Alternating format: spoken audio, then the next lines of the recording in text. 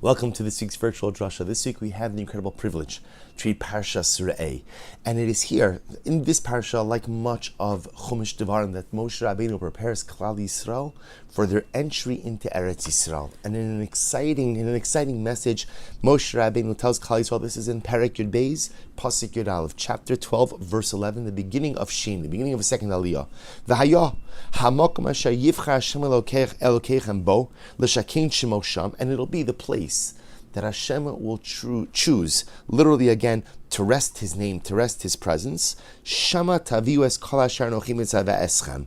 There, to that place, you should bring all of the things I command you: olosechem, zivchechem, masrosechem, trumas yedchem, v'chol midvar nidrechem asher tidru laHashem. It is there in that place, when you get into Eretz Yisrael, HaKadosh Baruch Hu is going to choose a home, He's going to choose a place, and it's to that place that you should bring all of your offerings, your obligatory offerings, your vow offerings, your whatever it is, whatever karbonos, whatever sacrificial items you have, and it's not just sacrificial items, whatever items you have that are vested with a certain level of heightened sanctity, bring them to that place in order to offer them, and ultimately afterwards in order to consume them. And Rashi HaKadosh says, what's the place? What's the place? Banu lachem beis habechira b'Yerushalayim. Although Moshe Rabbeinu, he never uses the words Beis HaMikdash, although he never uses those words, Rashi HaKadosh says it is to the Beis HaMikdash that Moshe Rabbeinu is referring. Moshe Rabbeinu telling Klal Yisrael in such a beautiful, magnificent, and exciting way you're going to get into the land. And after you do your battles, and after you divide up the land, and after every tribe has its allotted portion, you are going to build for yourself. Or better stated, you're going to build for the Ribono Shel Olam a home. And it is to that place, V'hayah ha'makom asher yivchar Hashem Elokeichem bo l'shakein shemo shama, that place where Hashem will choose to rest His name, that becomes the epicenter of all sacrificial service. That becomes the place where all of your karbanos are offered. Now Rashi makes an interesting observation, because the truth is Moshe Rabbeinu says something very similar just a few psukim earlier. In the same parak, same chapter, Perek Yud Beis, in Pasuk Hey, verse 5, the Torah says, Ki em el hamakom asher yivchar Hashem Elokeichem mikol shiftechem lasum es shemo sham l'shichnos yishana vasa shama. Torah says again, the place where HaKadosh Baruch Hu will choose to go ahead and rest His name. And once again, the Torah says, it is there that you shall bring all of your offerings. So the obvious question is, why the need to say the same thing twice? I got it. There's going to be a Beis HaMikdash. There's going to be a Beis HaMikdash. And when there is a Beis HaMikdash, that becomes the epicenter of all sacrificial service. Why the need to state it twice? And Rashi HaKadosh says something very interesting. Rashi says, Lamala amar le'inyan Shilo, v'kan amar le'inyan Yerushalayim. It's actually referring to two different things. It's referring, right? The previous pasuk is referring to Shiloh. Shiloh is the beautiful city in Eretz Yisrael where the Mishkan was situated for over 300 years. For over 300 years, the Mishkan resided in Shiloh. So it was there. So there, in the earlier pasuk is talking about Shiloh, and then this latter pasuk is talking about over here Yerushalayim. Now the truth is, the Mishkan actually made a couple of other stops, not just Shiloh, but again, Shiloh was where it remained primarily. So you have Shiloh, you have Yerushalayim. Shiloh, the Mishkan, Yerushalayim, ultimately the Beis HaMikdash. And Rashi says, this actually teaches us a very important halachic point. What's the halachic point that's being made over here? He says, L'chach chelkam ha'kosav. Why does the Torah split them up? So why do I need a pasuk that speaks about Shiloh, and why do I need a pasuk that speaks about the Beis HaMikdash? And Rashi says, to teach you a very important lesson, Litein heter bein zu lezu, in order to literally give a license between Shiloh and Yerushalayim. What does this mean? Mishecharva Shiloh ba'aleno v'charva novo ba'alegivon hayu habamos mutaros ad sheba'u lYerushalayim. So this is incredible. So Rashi explains something fascinating. Rashi says that there's a little bit of technical information. There's a mizbeach. The mizbeach is the central altar that we had in the Mishkan, and we have in the Beis HaMikdash. And then there's something called a Bamah. A Bamah is a personal altar, right? A Bamah is a one stone altar. You could put it up in your backyard, easy assembly, right? You put it up, you offer up your carbon, beautiful, beautiful. So Rashi says a very interesting halachic point. When the Mishkan stood in Shiloh, The Mishkan stood in Shiloh, so it was asur, it was prohibited to build bamos. Much in the same way that once the Beis Hamikdash is built, it is also asur to build bamos. So when there's a Mishkan in Shiloh, when Beis Hamikdash in Yerushalayim, you are not allowed to build private altars. Interestingly enough, but after Shiloh was destroyed, until the Beis Hamikdash was built, bamos were permitted. So that's why, says Rashi, the Torah goes ahead and splits up the pasuk talking about Shiloh and the pasuk talking about the Beis Hamikdash, teaching us a very important halachic lesson. When the Beis Hamikdash stands in Shiloh, no bamos. Beis Hamikdash stands, no bamos, no personal altars. But in between Shiloh and the Beis Hamikdash, there's what's called heter bamos. You're allowed to go ahead and erect your own personal altar.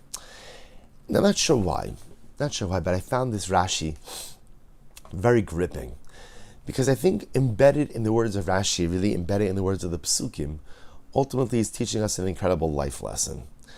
If you think about Shiloh and Yerushalayim as like the peaks, and the area between, or the time between Shiloh and Yerushalayim as the valleys, it's an incredible metaphor for life. Life has peaks and valleys. In life, there are Shiloh moments, there are Beis Hamikdash moments. Those are moments where things are going your way. Right? Baruch Hashem, life is going great. Everything is falling into place. My family is great, my relationships are great, my health is great, my parnasa is great, and I think, hopefully, we all have those Shiloh and Beis Hamikdash peaks. But then there are valleys in life. There are those times when Shiloh is destroyed, right? In other words, life was going great, but now it came to a grinding halt. Everything is falling apart, and we know, even if everything has not fallen apart, in life, to be in a state of chaos, you don't need everything to fall apart. You just need something to fall apart. So my Shiloh, so to speak, my Shiloh of tranquility, my Shiloh of having everything together, that's been destroyed. That's been disrupted. Do I know in my heart that one day, somehow, things are going to be great? Do I know that even though my Shiloh has been destroyed, I'm going to get to my Beis Hamikdash? I know it. But right now, I find myself situated Bein Shiloh LeMikdash.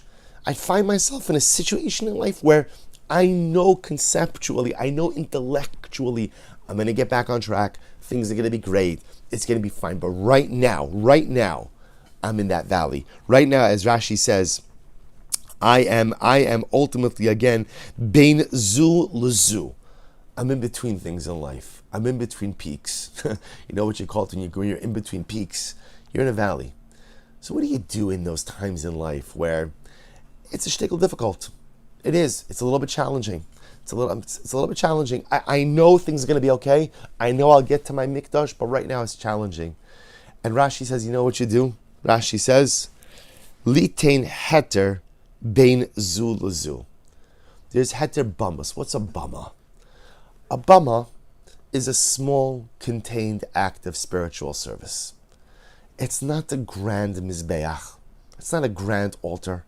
And it's not situated in some beautiful Mishkan or some beautiful Beis Hamikdash. And the truth is, you can't offer communal offerings on a bamah. You can't even offer obligatory offerings on a bamah. On a bamah, you could offer up a neder, a vow, a nedava, a gift. You could do a little bit here and there. But the truth is, the grand offerings, the beautiful communal offerings, those cannot be performed on a bamah. What a bamah represents is a small unit of personalistic accomplishment. The bamah represents that even though I can't offer up the karban, the sacrifice, the offering I want to, you know why I can't? Because I don't have Shiloh, and I'm not yet by the mikdash. I'm in between things.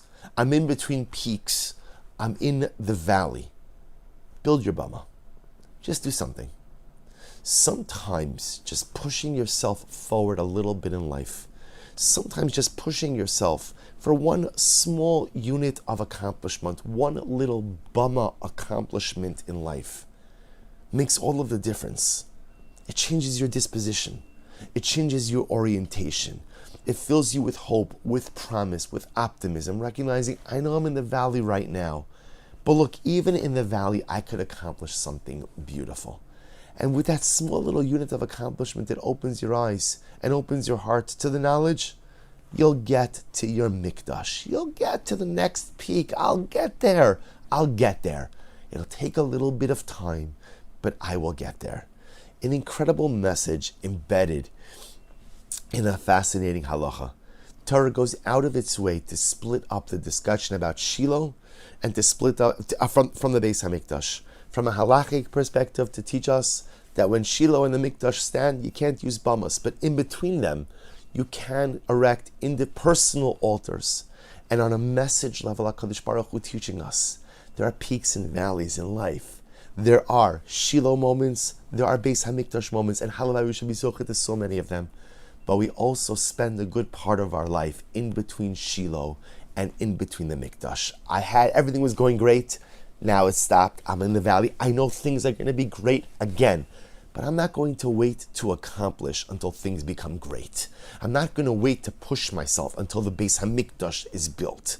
Even when I'm in the valleys, even bein zu lezu, I'm going to build my Bamah. That Bamah representing that unit of personalistic accomplishment.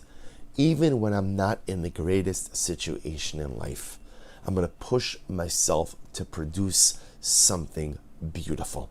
I'm going to push myself to build my Bamah.